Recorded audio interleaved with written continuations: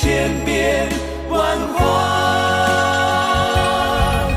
Almighty true God who has loved us, we love you, oh God, we truly do.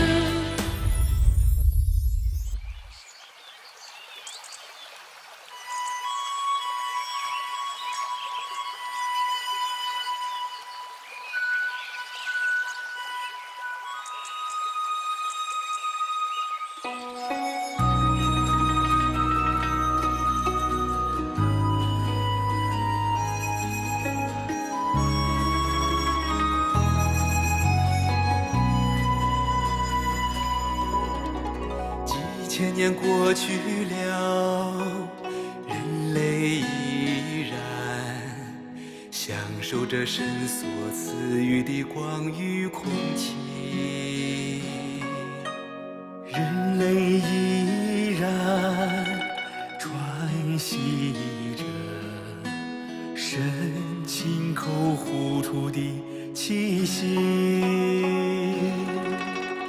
人类依然享受着神所创造的花鸟鱼虫，享受着神所供应的神所供应的万物。昼与夜依然在不停止地更替，四季也如常地交换着。天上飞翔的大雁惊动离去，明春依然会归来。水里的鱼儿从来都不曾离开江河湖泊他们的家。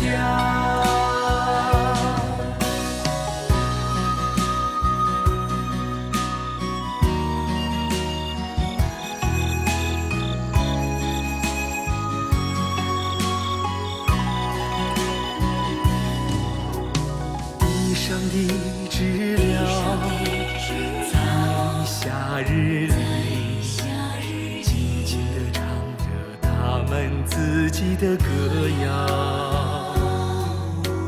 草丛里的蛐蛐儿在秋日里伴随着秋风轻声吟唱，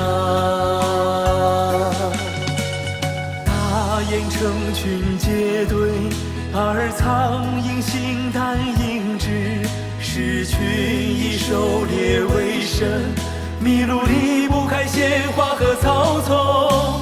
万物中各种生灵，去了又来，来了又走，在瞬息间千变万化。而不变的是他们各自的本能与他们的生存法则，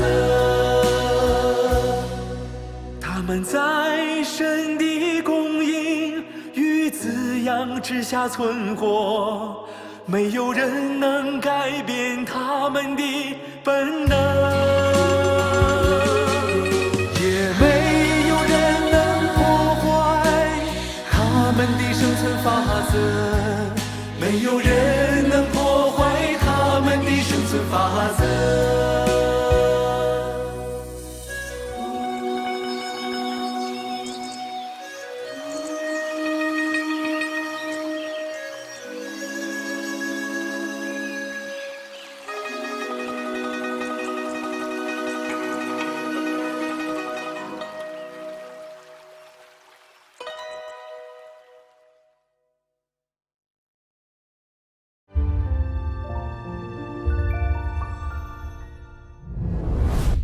God Himself, the unique, 1.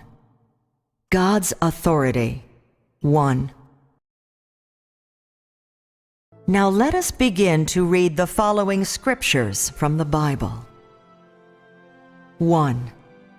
God uses words to create all things. Genesis chapter 1, verses 3 through 5. And God said, "Let there be light." And there was light. And God saw the light, that it was good. And God divided the light from the darkness. And God called the light day, and the darkness he called night. And the evening and the morning were the first day. Genesis chapter 1, verses 6 through 7. And God said, "Let there be a firmament in the middle of the waters, and let it divide the waters from the waters."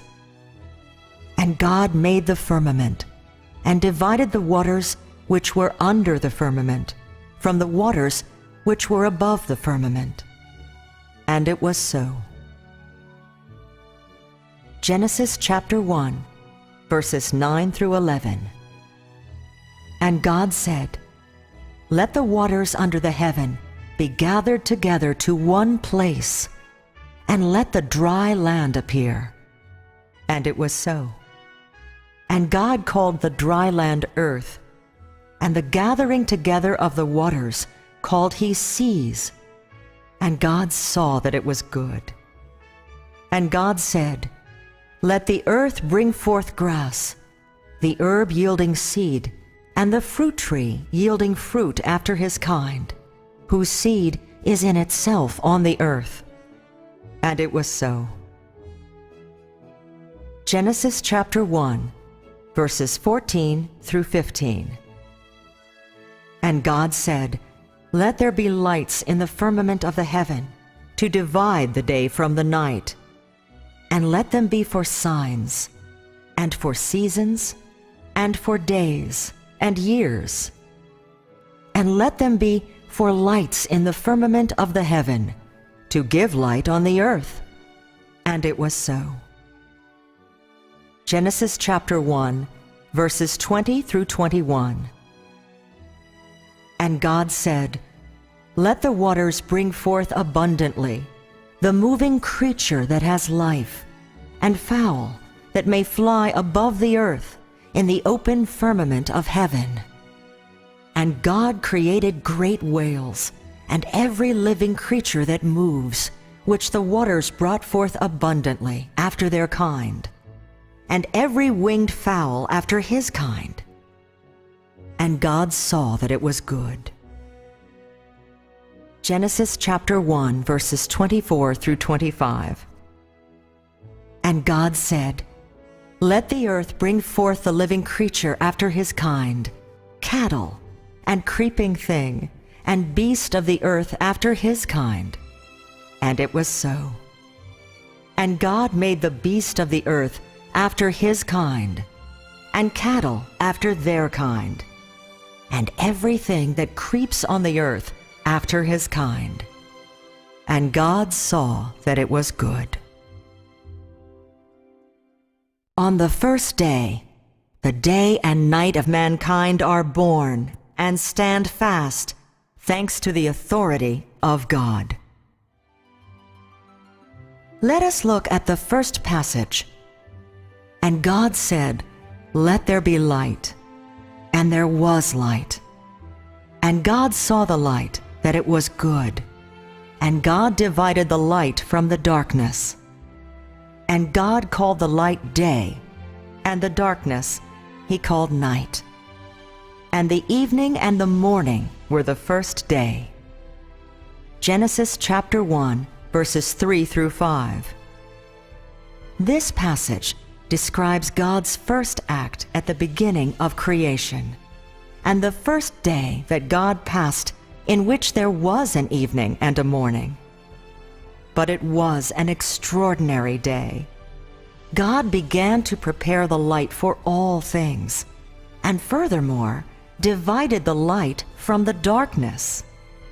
On this day, God began to speak, and his words and authority existed side by side.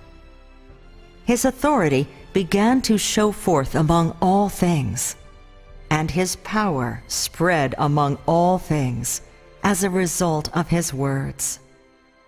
From this day onward, all things were formed and stood fast because of the words of God, the authority of God, and the power of God. And they began to function thanks to the words of God, the authority of God, and the power of God. When God said the words, "Let there be light," so there was light. God did not embark upon any enterprise. The light had appeared as a result of his words. This was the light that God called day, and which man still depends on for his existence today. By God's command, its substance and value have never changed, and it has never disappeared. Its existence shows forth the authority and power of God, and proclaims the existence of the Creator, and it confirms over and over the identity and status of the Creator. It is not intangible or illusory, but is a real light that can be seen by man.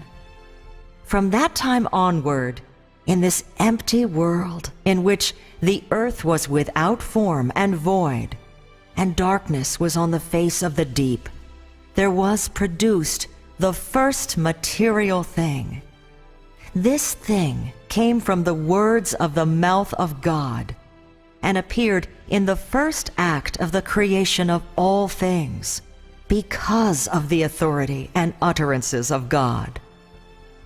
Soon after, God ordered the light and the darkness to separate. Everything changed and was completed because of the words of God. God called this light day, and the darkness he called night.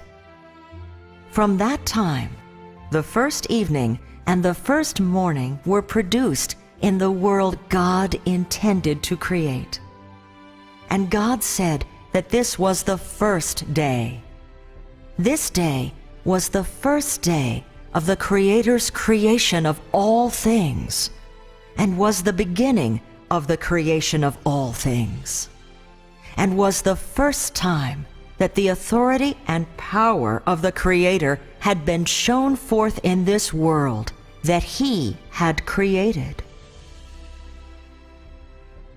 Through these words, man is able to behold the authority of God, and the authority of God's words, and the power of God.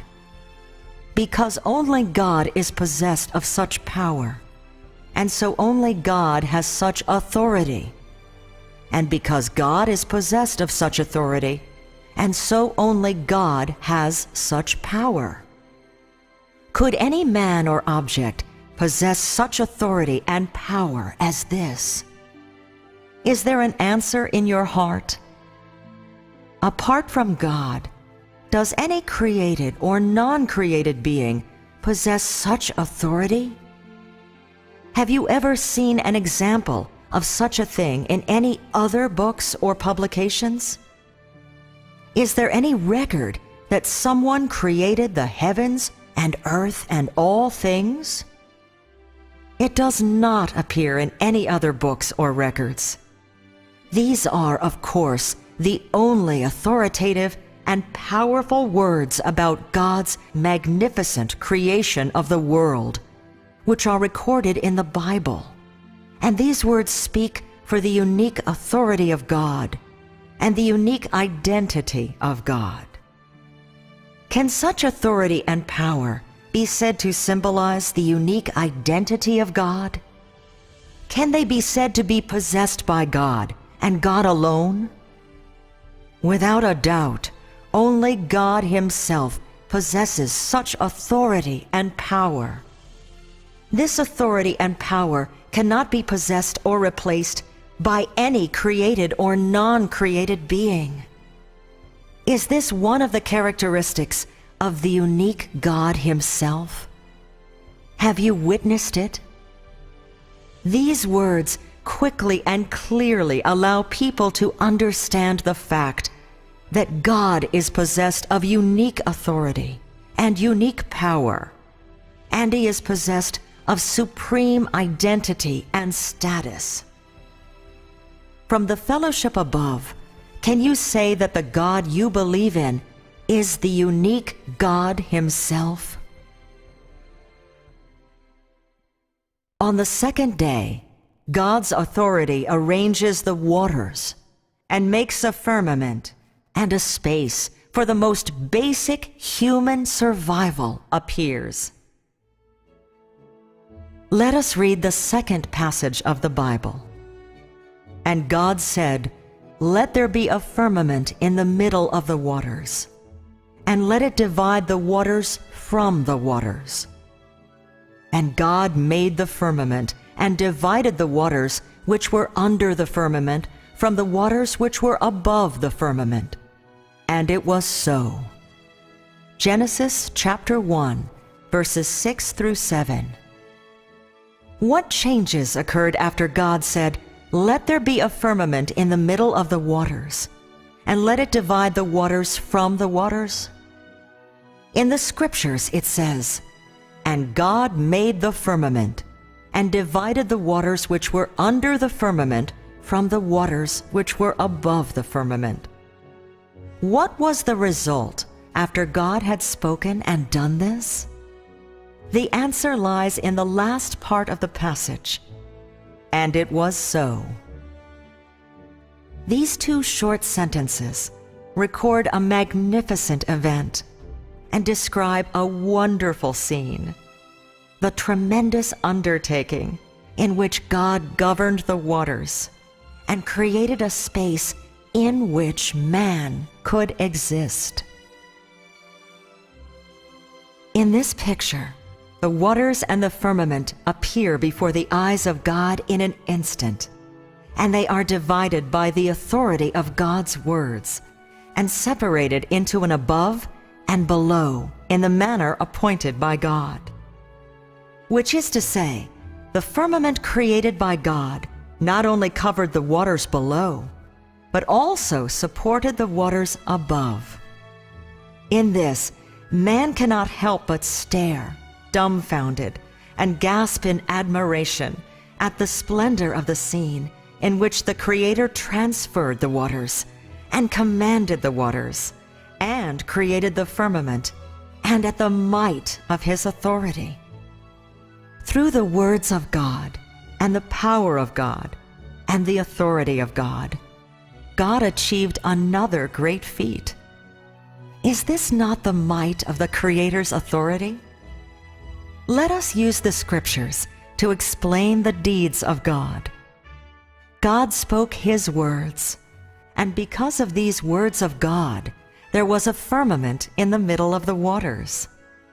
At the same time, a tremendous change occurred in this space because of these words of God, and it was not change in an ordinary sense, but a kind of substitution in which nothing became something. It was born of the thoughts of the Creator and became something from nothing because of the words spoken by the Creator. And furthermore, from this point onward, it would exist and stand fast for the sake of the Creator, and would shift, change, and renew in accordance with the thoughts of the Creator. This passage describes the second act of the Creator in His creation of the whole world. It was another expression of the authority and power of the Creator, and was another pioneering undertaking by the Creator. This day was the second day that the Creator had passed since the foundation of the world, and it was another wonderful day for Him. He walked amongst the light. He brought the firmament. He arranged and governed the waters. And His deeds, His authority, and His power were put to work in the new day.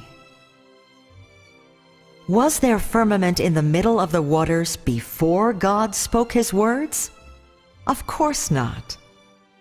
And what about after God said, "Let there be a firmament in the middle of the waters"? The things intended by God appeared. There was firmament in the middle of the waters. And the waters separated because God said, and let it divide the waters from the waters.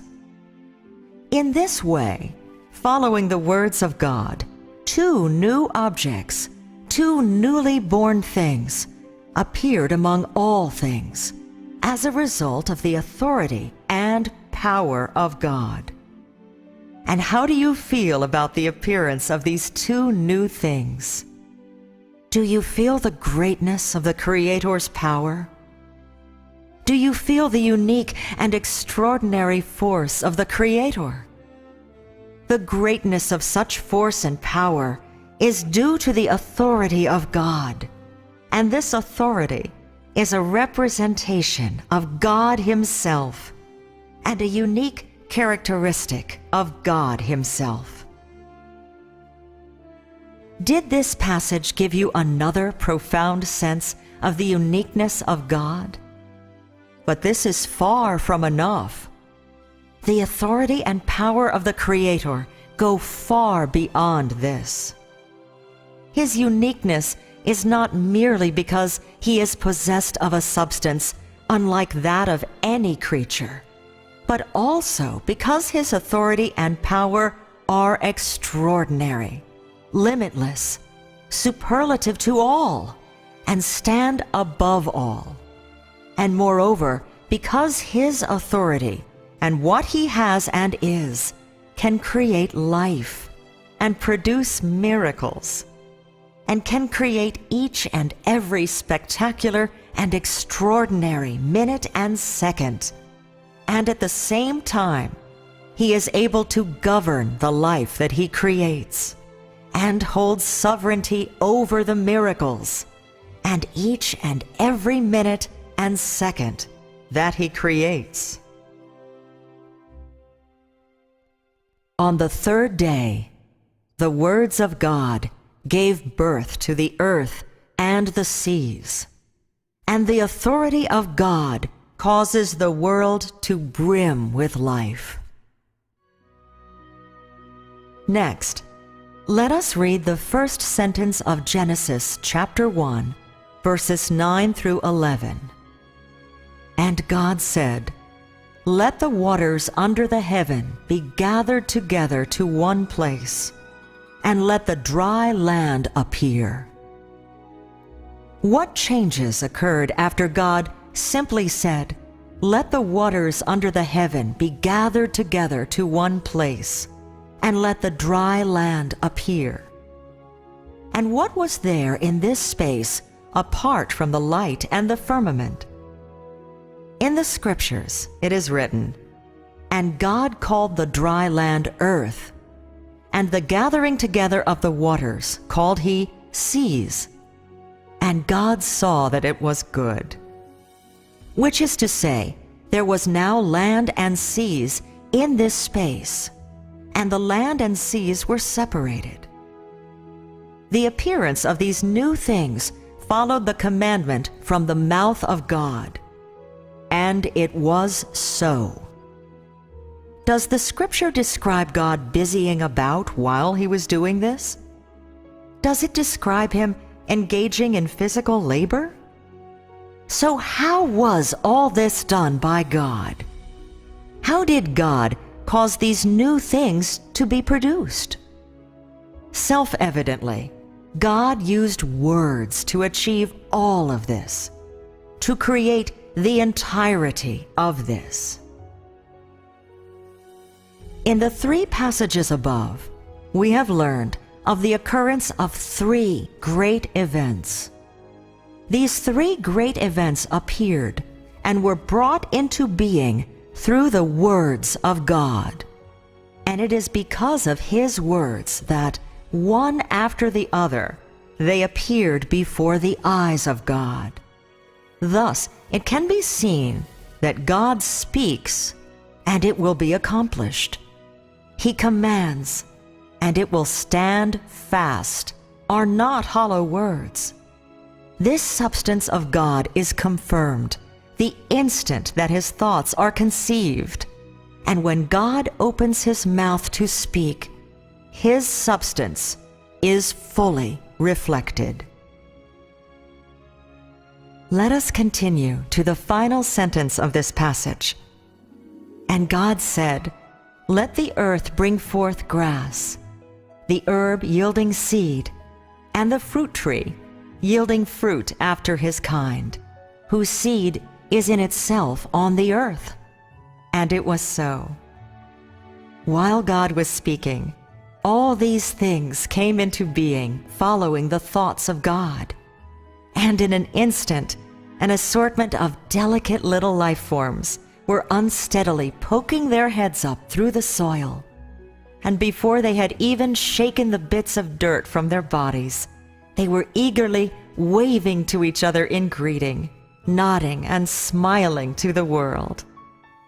They thanked the Creator for the life that he bestowed upon them, and announced to the world that they were a part of all things, and that they would each devote their lives to showing forth the authority of the Creator. As the words of God were spoken, the land became lush and green. All sorts of herbs that could be enjoyed by man sprang forth and broke from the ground, and the mountains and plains became thickly populated by trees and forests. This barren world, in which there had not been any trace of life, was rapidly covered by a profusion of grass, herbs, and trees, and overflowing with greenery. The fragrance of grass and the aroma of the soil spread through the air, and an array of plants began to breathe in tandem with the circulation of the air, and began the process of growing. At the same time, thanks to the words of God and following the thoughts of God, all the plants began the perpetual life cycles in which they grow, blossom, bear fruit, and multiply. They began to strictly adhere to their respective life courses and began to perform their respective roles among all things. They were all born and lived because of the words of the Creator. They would receive the unceasing provision and nourishment of the Creator, and would always tenaciously survive in every corner of the land in order to show forth the authority and power of the Creator. And they would always show forth the life force bestowed upon them by the Creator. The life of the Creator is extraordinary. His thoughts are extraordinary, and his authority is extraordinary. And so, when his words were uttered, the final result was, "And it was so."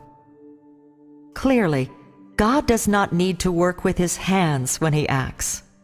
He merely uses his thoughts to command and his words to order, and in this way, things are achieved.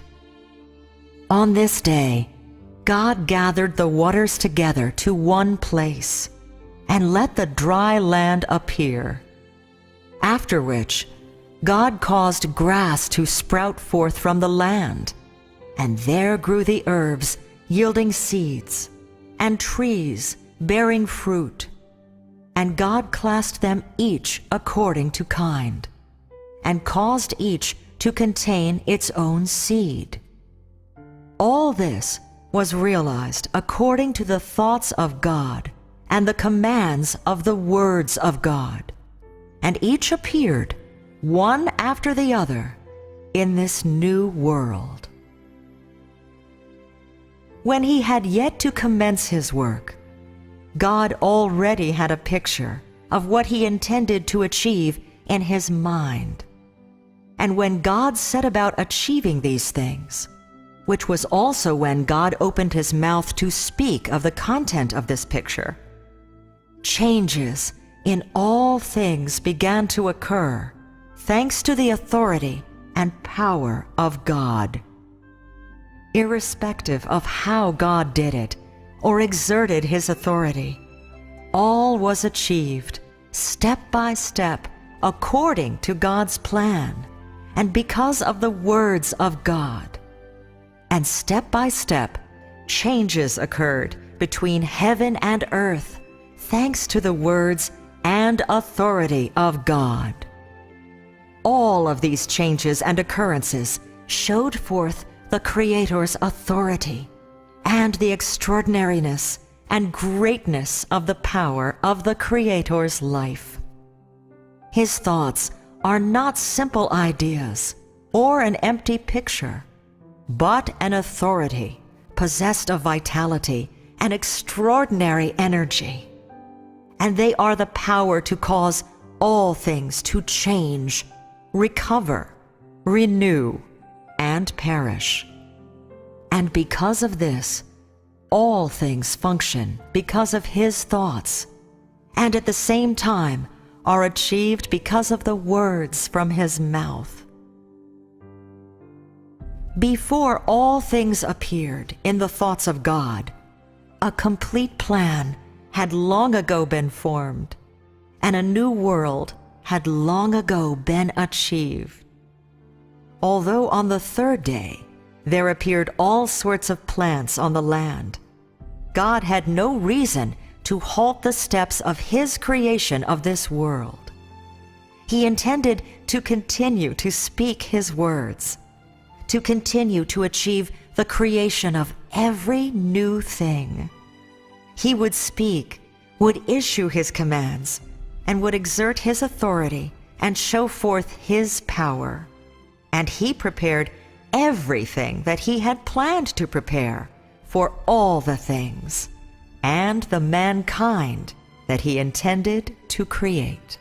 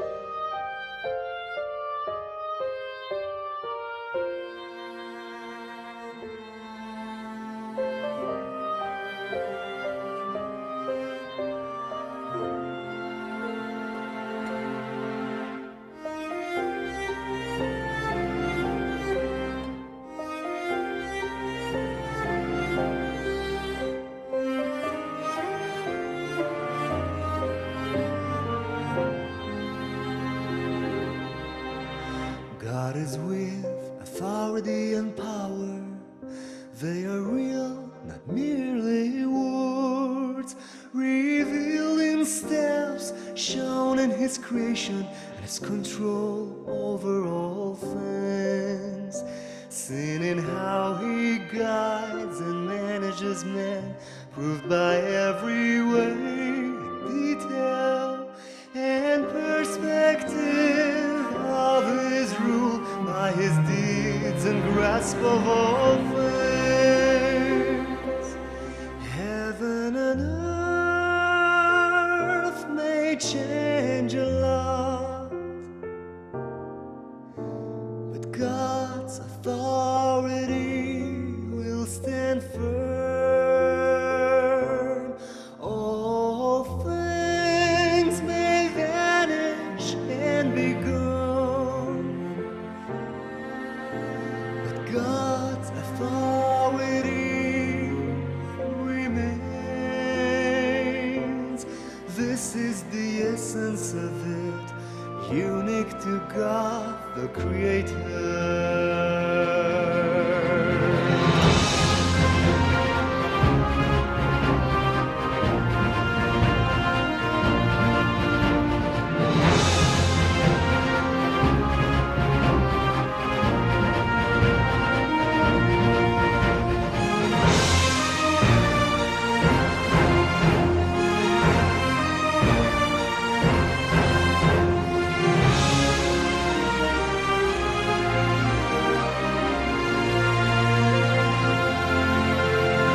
God's authority and power, seen in all things, revealing the real.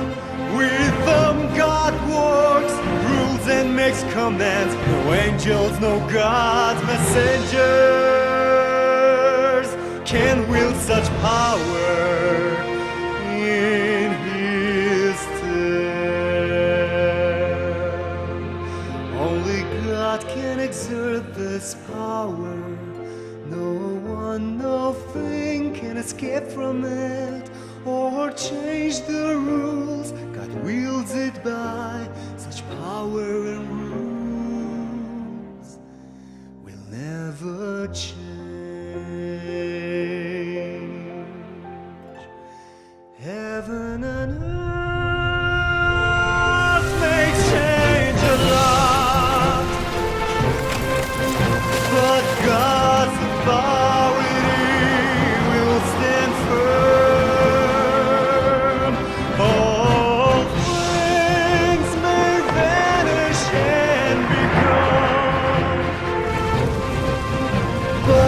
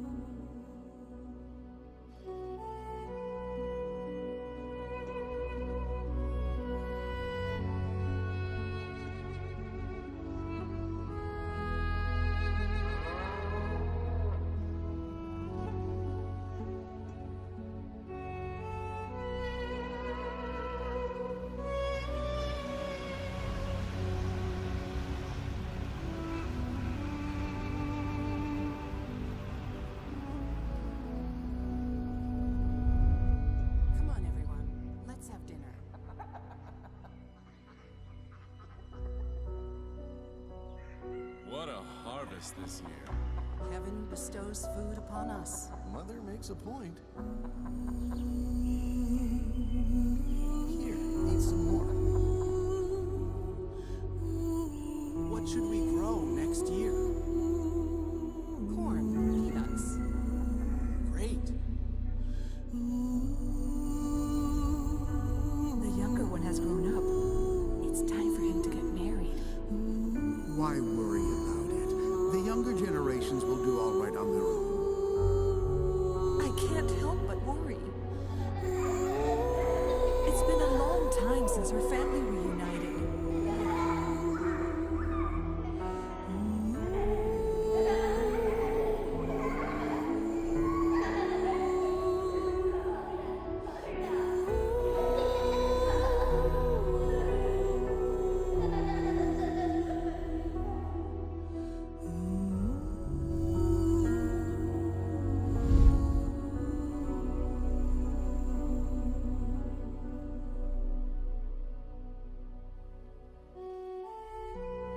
I've been taking care of Mother and Father until their final days. This house is mine. It's mine. I'm the eldest at home. What I say is final. No way. I'm entitled to have the share.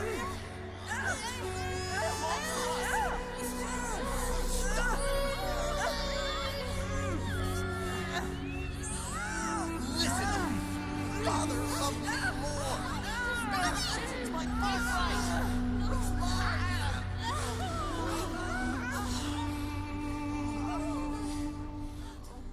It belongs to us. It's mine. Give it to me.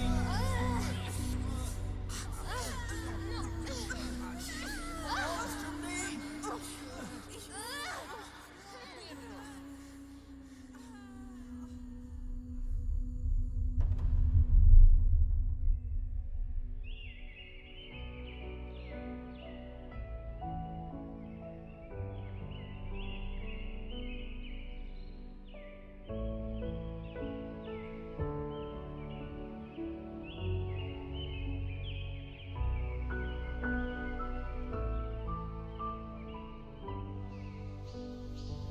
Grandma!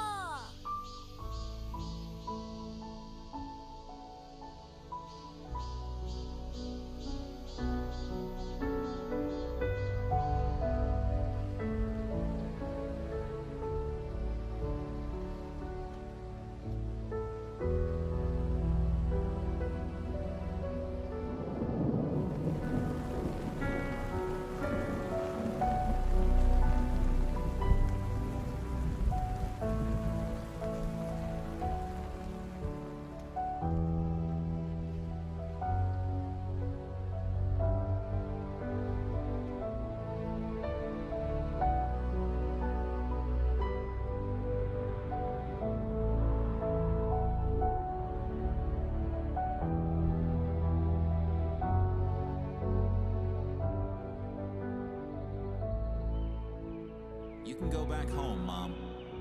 I've got it from here.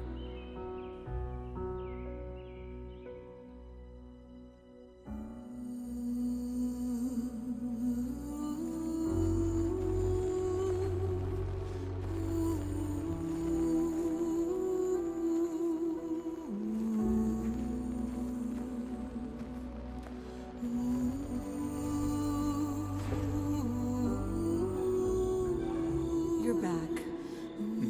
I'm back.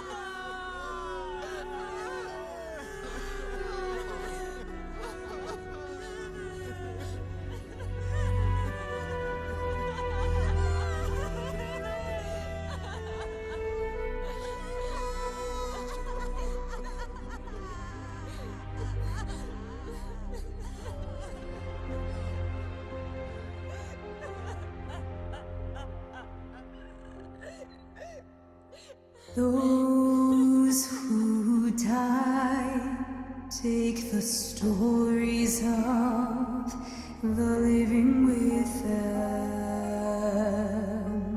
and those who remain, they repeat the same tragic stories as those who've gone before. So men can't but ask himself,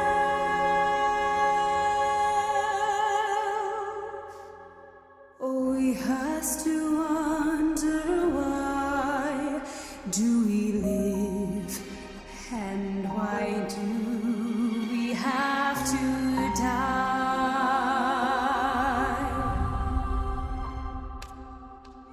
Who is in command of this world, and who created this mankind?